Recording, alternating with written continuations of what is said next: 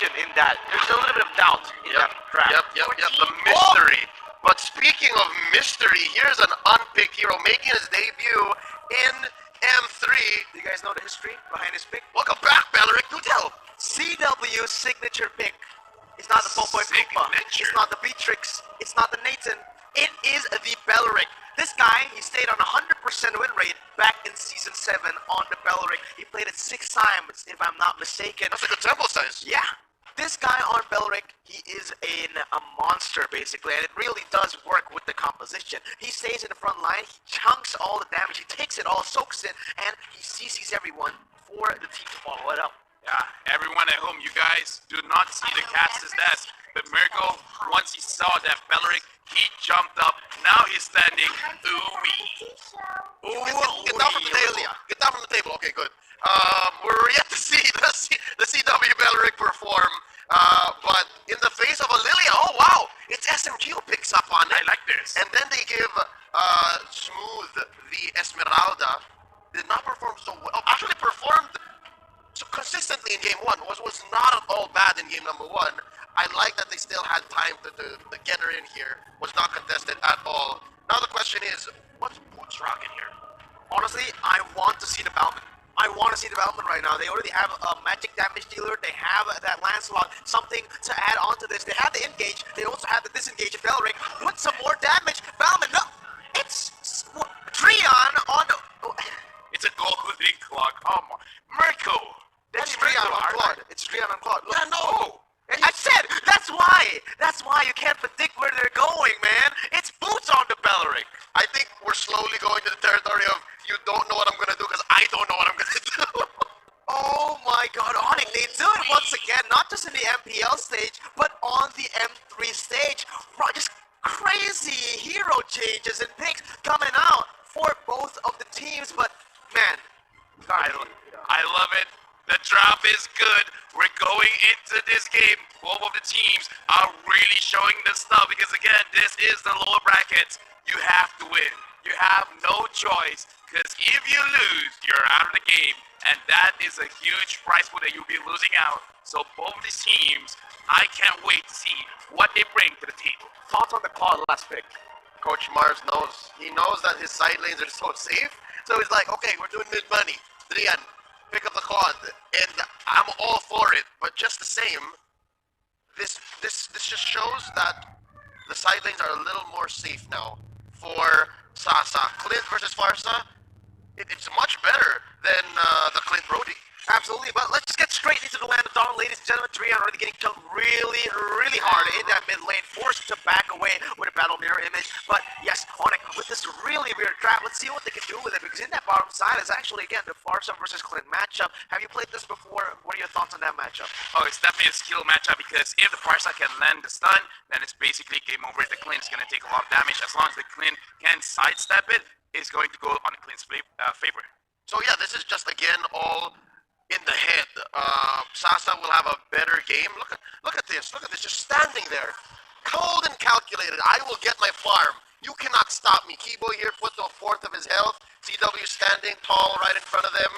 This is it. It's just going to be footsies. Yeah, again, what Clint really likes to do is dominate in the lane with Expedia basically babysitting him on the Rafaela. It will mean that, yes, we will dominate this lane. You want to chunk us to low HP, we have that holy healing to get us up back, to get the sustain, and to control the lane.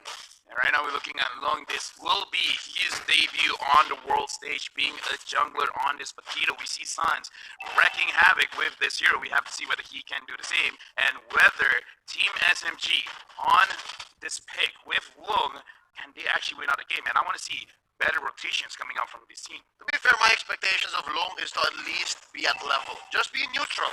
Not amazing, not abysmal like to carry the luggage, the baggage that Win had, but to just be okay, because they need to be steady, and I think they understood now that it's still play for Sasa. You gotta get that Clint to burst.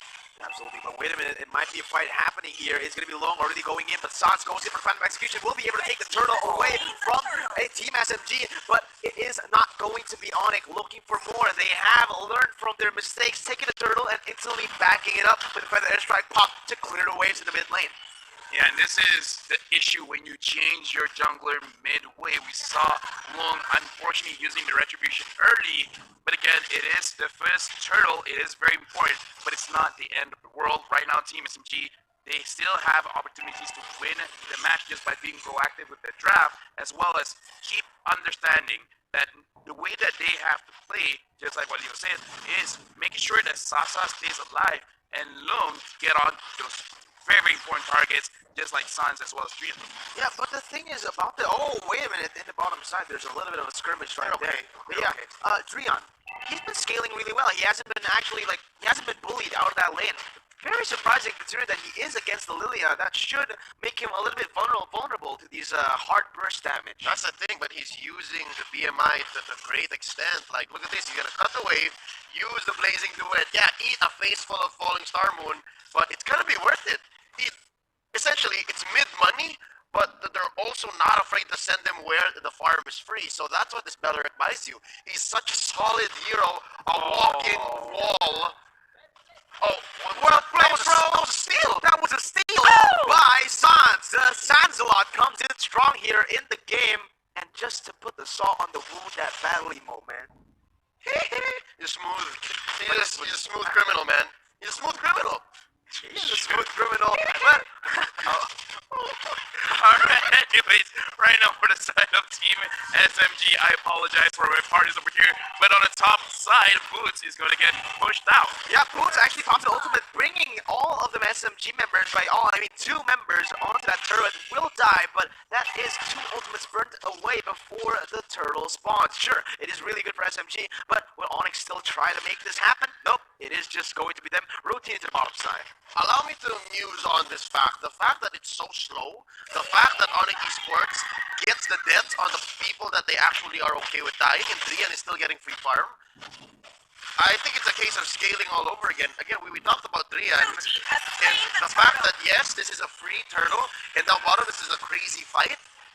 This is still going for Onyx Esports, I think. Absolutely. Thorn Road being used against Sanz, goes in for the backside. It's going to be forcing Side Tempo to use that Black User for Brianna just there to pick up the kills with the Blazing Duet. Perfectly timed and perfectly positioned as Onyx Esports. They are hungry for more. They're going to go and zone the SMG members away from the Tier 1 turrets. Yeah, that was a situation where I feel like Side Tempo was trying to bait out a lot from Onyx Esports. But Onyx, they were very patient as well, holding on to a lot of cooldowns. They're like, we know what you're trying to do. We can kill you without spending much. And because of that, SMG lost out on that tree. Look at Sanz. He not only did he just go in, baited 2 members, but he also got the little wanderer as well.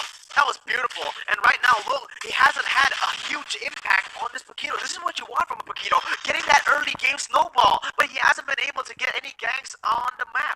His fist got blunted. Essentially what it is, he's punching with 2 layers of gloves right now. Not getting a kill just yet. Yeah, he has an assist. He just leveled up or upgraded his boots. It's slowing down. Again, it's a matter of slowing it down until Onyx puts their foot on the clutch and then turns it into 5th gear.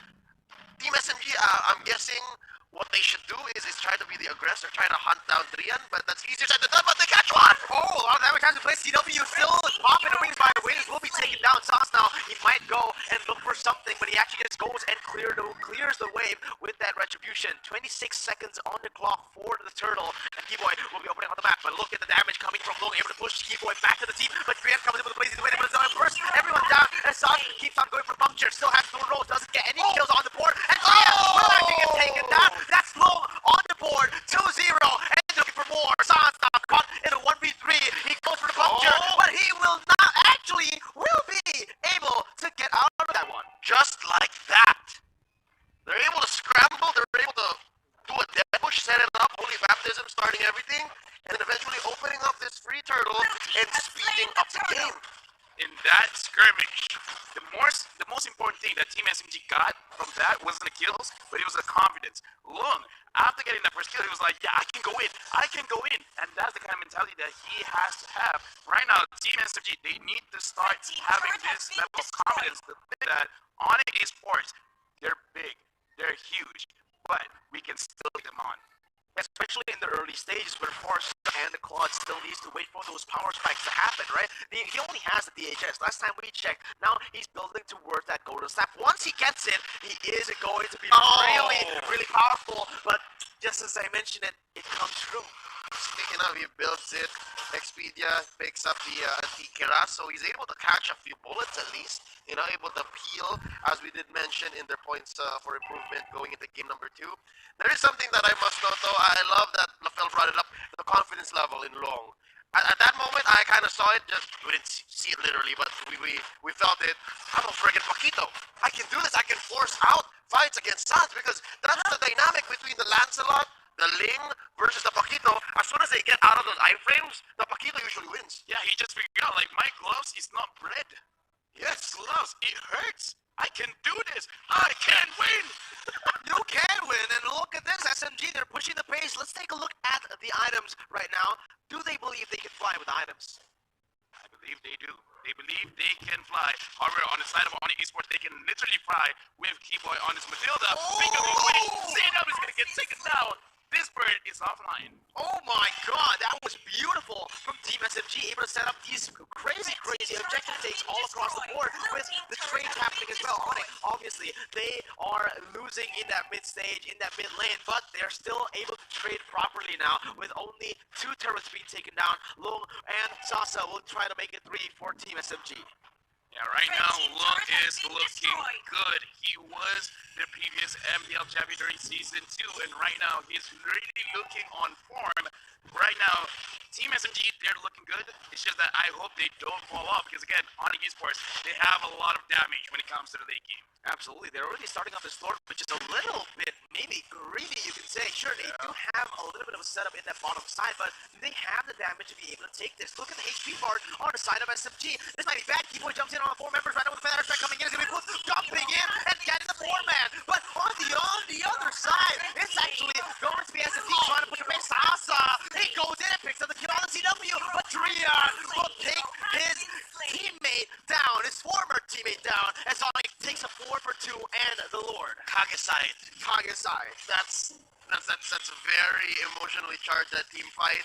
I can tell because Sasa, he saw 3. There were 3 out in the open from Onyx, but he wanted to get a killing spree. He wanted to jump from target to target. Yeah, that's good when you can do it with an assassin like Roger, like Lancelot. But if you're a Clint, like they see how he's chasing CW, and then Trian and Sanz just punish him from behind. That's essentially just they baited out the Clint. Yeah, right now I feel bad because I just talked about it. It's like, I hope they don't lose it out because damage coming in from Onyx. Late game is pretty strong, and that was on display. Yep, Caster Curse has on continuing here in the N3 World Championships. Let's just hope Onyx Esports does exactly what you said. Don't lose out on the team fight for the airstrike now being popped. This all the way the members of SFG away from the mid lane turret, and that is going to be Onyx Esports with the push. Not only in the mid lane, but also look at the side lanes. The Lord pushing up top, and the minion wave in the bottom side will mean that two turrets will be taken down. This is Onyx on full display. This is what they want. This is where they're comfortable. Sanz over there using the puncture. A little bit too late, not getting the reset, having to use his Phantom Execution just to run away. Right now, for the side of Team SMG, they have good wave play. They just have to be careful with his engage. Oh, Long actually goes in for 2 members on the backside. It's going to be Drian actually chucking him very low, but it's going to be Boost caught out in a back situation. Still able to pop that ultimate, but look at the damage. They're just able to kite this really, really well and baiting out those abilities one by one. In the end, Onyx pick up a 1 for 0. Could have been devastating for Onyx Esports. They had full stacks on Drian. He was gonna pop the Blazing Duet. He actually did clean up a little bit of the minion wave, but I saw half of them, or at least a good chunk of them, were really low on health, and that's where Sasa would have used the bombardment, would have just cleaned house. So at least Onyx Esports currently, yes, their foot's on the clutch. They're back in the driver's seat. They are dictating the pace. Eventually took down mid-lane tier 2, but just the same, they have to put respect on Team SMG's damage potential. Yes, they do. That they must. But again, this is like deja vu, Rafael, to game number 1. It seems like Onyx, they are in control, and once they do get that control, it's very hard to make them let go. Yeah, this is all about that little interactions because besides Team SMG, Lung unfortunately missed a few of his jabs. That is the reason why a lot of damage was missed, and Onyx Esports ultimately got out of that, basically with no deaths. If Lung hit his skills a little bit better, then it could be a 1-for-1 trade.